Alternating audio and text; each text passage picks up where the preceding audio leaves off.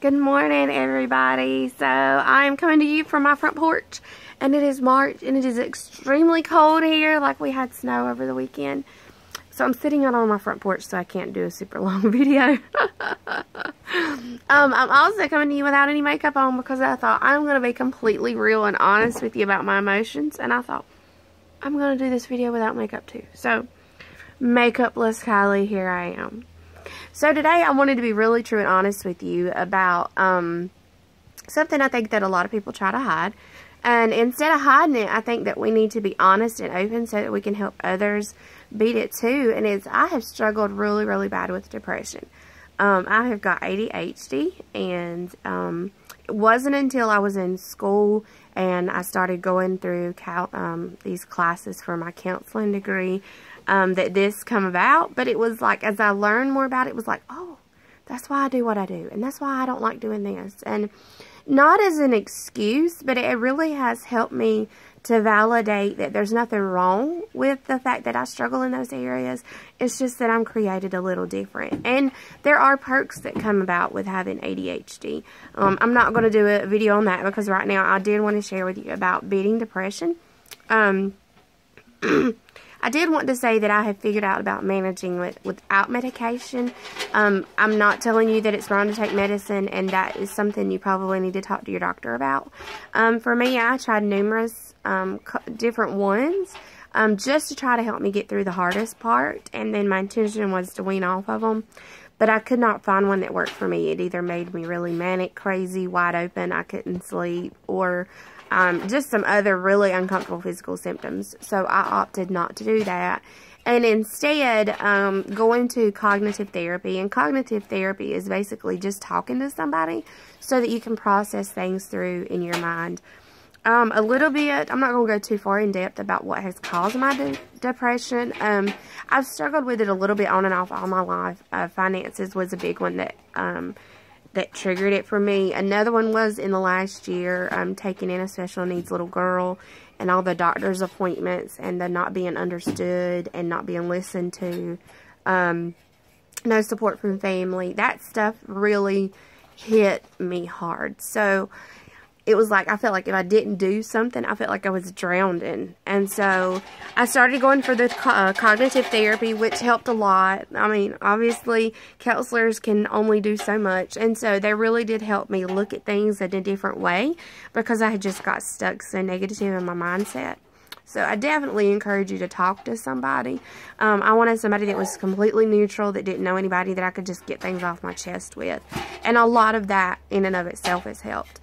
Another thing that has helped is I kept saying all the time, I feel stuck. I'm stuck. I can't move on. I feel stuck. And I didn't know what caused that. And I'm sorry my camera's shaky. I only got a cell phone. I'm going to have to buy a camera.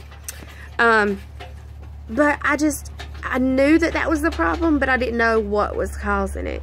So I decided that I was gonna figure this out. I started listening to some motivational type videos about changing your life, time management, because that's a problem with ADHDers, having morning routines, night routines. It's just I didn't feel like I had a constant in my life. I've lost 2 grandparents in the last 2 years. I mean, just been a lot that's been put on me in the last couple of years. So I started watching some things with Tony Robbins, and one of his videos, he talks about that happiness is not achieving a certain thing. It's not about reaching a certain point, because once you do all the work and you reach that point, you're going to be unsatisfied again because you're going to be reaching for a new goal. So if happiness for you is defined as, I'll be happy when I'm rich. I'll be happy when there's no relationship problems. I'll be happy when da-da-da-da-da. Whenever you get to that point, you're always going to have something else to be unhappy about. So if your definition of happiness is that, you will never achieve happiness. So I have completely reprogrammed what I define happiness. And happiness for me is daily striving to reach my life goals. And that's what I want to kind of to share with you about today. There are multiple different life wheels online. that talk about balance. This particular one has got mental, career, personal, financial, physical, family, social, and spiritual. And you're supposed to rate where you are now. I'll be with you in a minute. Go play. Okay.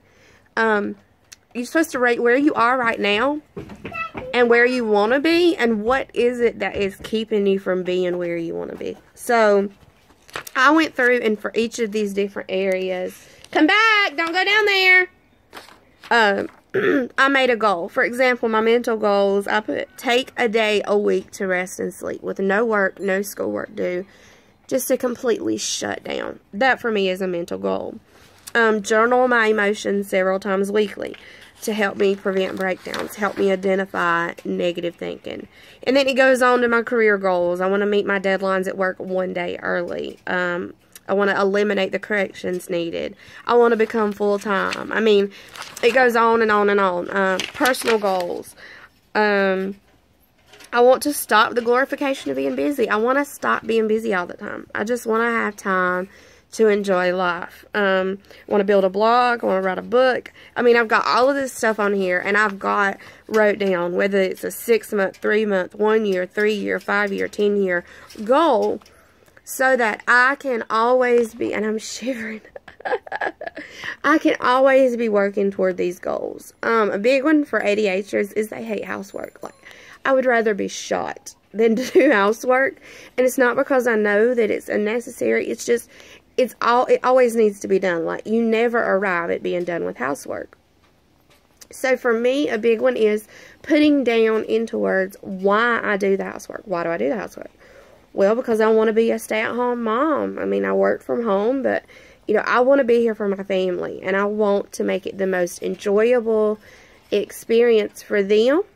I want to teach them how to grow up and be responsible so they don't have to depend on anybody else. They know how to take care of themselves, and so on. And so, if you look at housework as in, I got to do dishes today, that's no fun. But if I look at it as today, I'm going to do the dishes to show my children what proper health is, what, you know, I don't want to leave nasty dishes laying around for my kids to see that and grow up to do that themselves. So, I am teaching everything that I do every day. I'm teaching my children what they need to do when they grow up.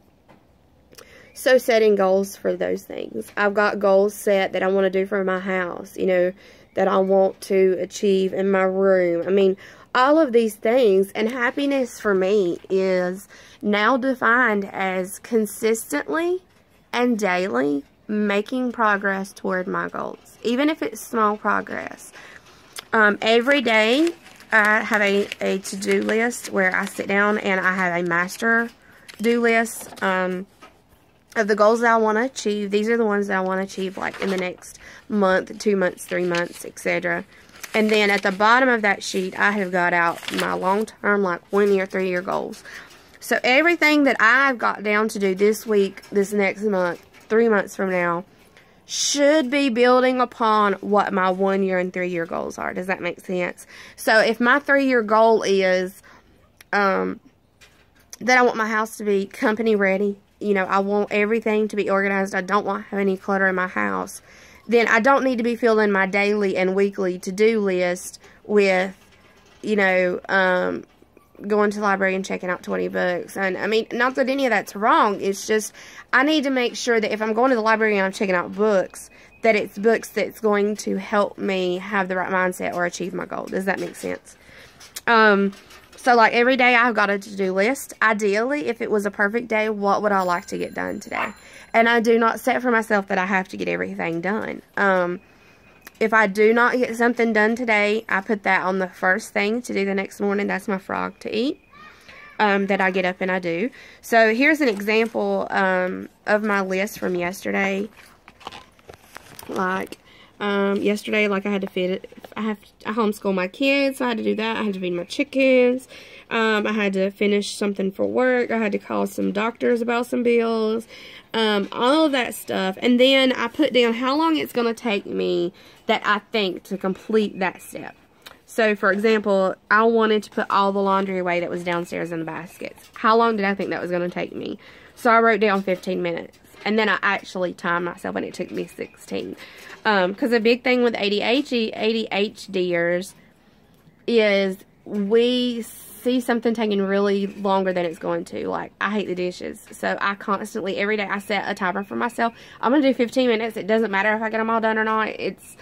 I'm just going to do them for 15 minutes. And I always have the dishes done in 15 minutes. But it's a mind thing. Like, I don't even want to start because it seems like it's going to take forever. So I do that. I anticipate how long each thing on my list is going to take. And then if I have a couple of minutes, I choose something off that list and I try to fit that in. At the end of the day, I'm writing down what is it that I did that I'm happy about. So what is it that I worked toward my goal and I achieved well, and what would I like to do better tomorrow? So like yesterday, I wrote, I'm very happy with how far I came downstairs today. The dishes were almost completely finished. There was a couple left, and I got them soaking in some bleach water. The counters were clean and sanitized. The floors were mopped and clean. There was no kids' toys laying in the floor. All the dirty clothes were put up. The beds were made. I also am a day and a half ahead on my work deadlines. So, I'm working toward my goals. I see progress toward my goals. So, even though I didn't get everything done on my list yesterday, I was making strides toward achieving my 3-month, 1-year, 3-year goals. Does that make sense? So, I hope that helps you. Today I got a new set of goals. Will I achieve them all? No, and that's not my definition of success or happiness. It's just knowing that I made strides toward what my goals are. And for the longest time, I did not write down my goals. And I got lost. It was like, I don't know what I'm doing. Why am I up today? Why am I living? But keeping goals in front of you really helps to keep you focused on what's important and what's not. So, I hope this helps you. Leave me some feedback below. If it's negative, can you please be clean in your speech? And I hope to make more videos like this in the future. That's one of my goals, to be able to blog and to help others go through what I went through. I have learned so much in the last year that there's just very little support out there for folks. And a lot of people are struggling. I was struggling. Feel like you're all alone, and you're really not. There's people like you everywhere struggling with the same things you do. They may not talk about it, but you're not the only one. So, alright, I'm cold. I'm shaking. I'm going in the house. Have a great day and get started on your goals, okay? Later.